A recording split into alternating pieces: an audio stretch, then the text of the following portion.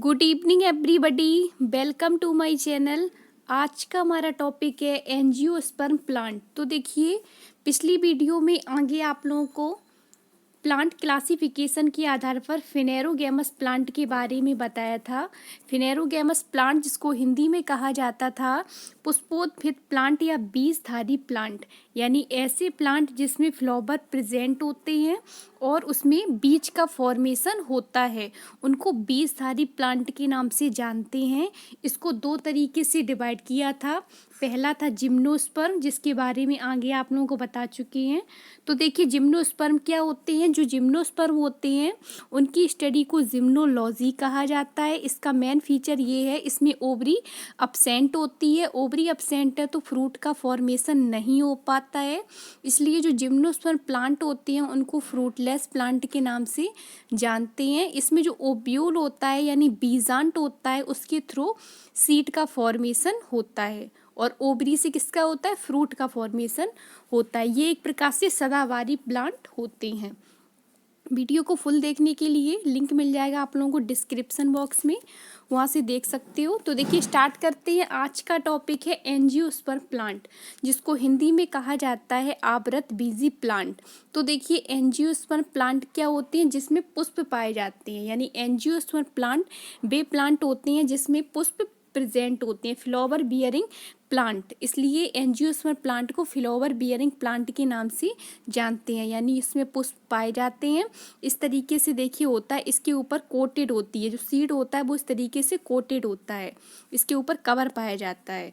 Next है, इसमें जो सीड होता है वो फ्रूट के अंदर होता है, यानी फलों के अंदर बीज का निर्माण होता है। किसके अंदर, फलों के अंदर। और नेक्स्ट देखिए, इसमें जो पॉलन ग्रेन को हिंदी में कहा जाता है परागकण। परागकण और ओव्यूल मतलब अंडाणु। तो देखिए, काफ़ी बार पूछती हैं कि जो एंजियोस्पर्म प्लांट होते हैं उनका मेन फर्टिलाइजिंग पार्ट कौन सा होता है। तो जो पॉलन ग्रेन के थ्रू ही फर्टिलाइजेशन की प्रोसेस होती है। आगे आप लोगों को बताएंगे प्लांट मॉर्फोलॉजी में किस तरीके से होती है फर्टिलाइजेशन की प्रोसेस। तो इसमें मेन जो रिप्रोडक्टिव पार्ट होता है वो पॉलन ग्रेन होता है। तो देखिए, नेक्स्ट है, जो एंजियोस्पर्म प्लांट होते हैं उसमें जो ओव्यूल होता है वो एक प्रकार से किसमें होता है, फलों के अंदर होता है। सीड इनसाइड द फ्रूट, यानी फलों के अंदर बीज का निर्माण होता है। और बीज का निर्माण किस तरीके से होता है, यानी जो ओव्यूल होता है जब उसमें जर्मिनेशन की प्रोसेस पाई जाती है जिससे सीड का फॉर्मेशन होता है।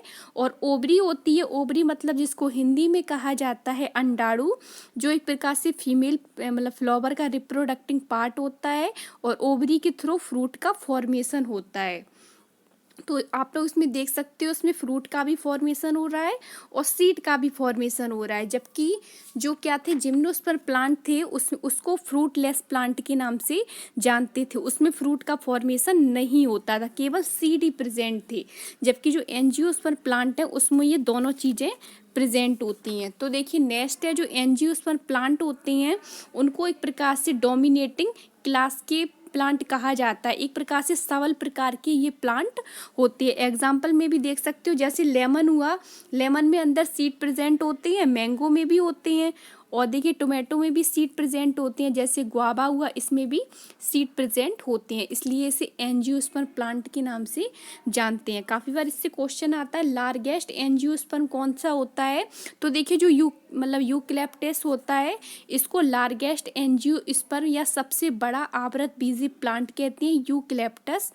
नेक्स्ट है, स्मॉलेस्ट भी पूछती है, तो स्मॉलेस्ट है बोफिया, ये सबसे छोटा आवृत बीजी प्लांट होता है।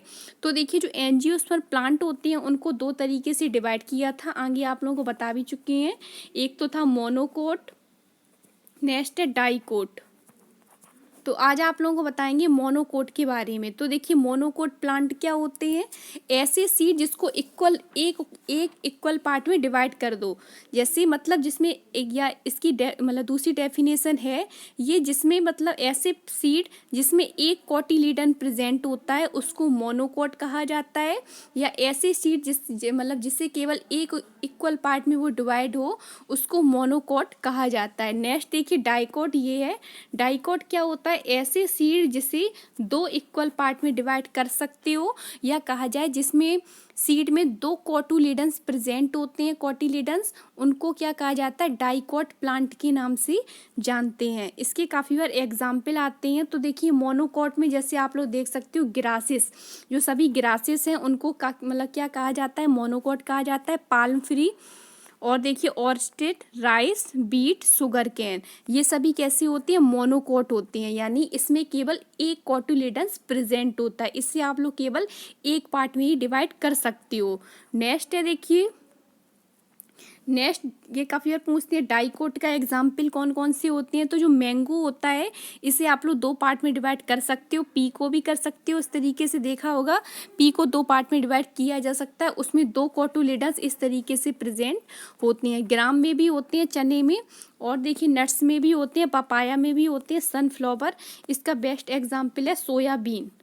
जो सोयाबीन होता है उसको डाइकोट के नाम से जानते हैं। ये डाइकोट होता है, इसमें दो कोटुलिडन्स प्रेजेंट होते हैं, इसे दो इक्वल पार्ट में डिवाइड कर सकते हो। तो ये होते हैं डाइकोट के एग्जाम्पल। तो ये पूरा चैप्टर ख़त्म हो गया है, तो आज के लिए इतना ही। कल आप लोगों को बताएंगे प्लांट मॉर्फोलॉजी के बारे में, न्यू चैप्टर है।